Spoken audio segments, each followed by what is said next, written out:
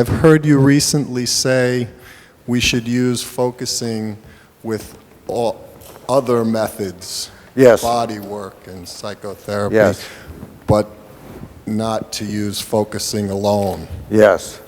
And I like focusing alone. In addition to all the other things, to the other modalities. So could you just speak a little more about what you mean there?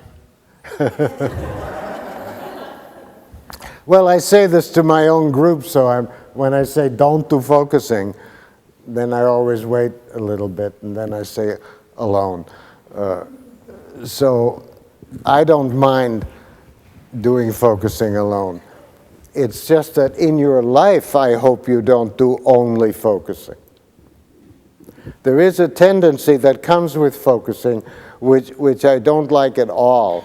There's a tendency that comes with focusing to go to where you feel better, or whatever you call that. To go to your spacious space, to go to somewhere, and then you say, oh, okay, now I'm all right. And there's a tendency not to take the action, not to make the phone call, not to confront the person, not to go for interaction, not to move your body, all these other things, because now you're okay. And that's not a very good thing that happens there. And I've always been looking for years, how can we have 7 steps? How can we have an action step? It ought to be that you lead directly to action from the fact that now you're freed up to do it. And of course, there's a little key there, because now that you're freed up to do it, you may still need another whole focusing space, focusing process to find out how you're going to do it. There's probably a very thick reason why you're not taking the action.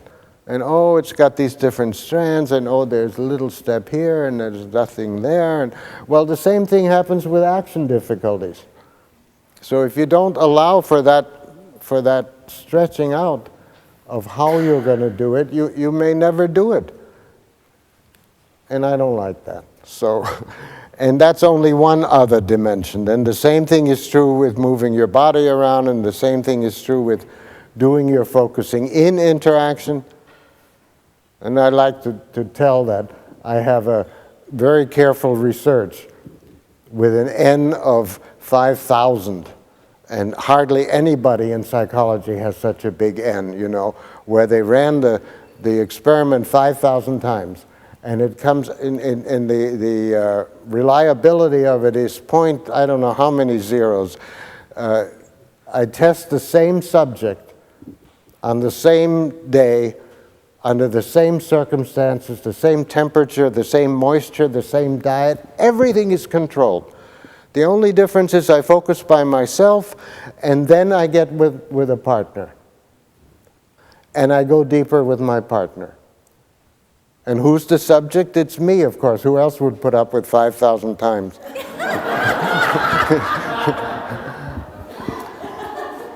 So just because focusing works by yourself, that doesn't mean that you wouldn't go deeper and different if you do it in interaction. And sometimes the interaction can be with a person who doesn't add anything. They're just there.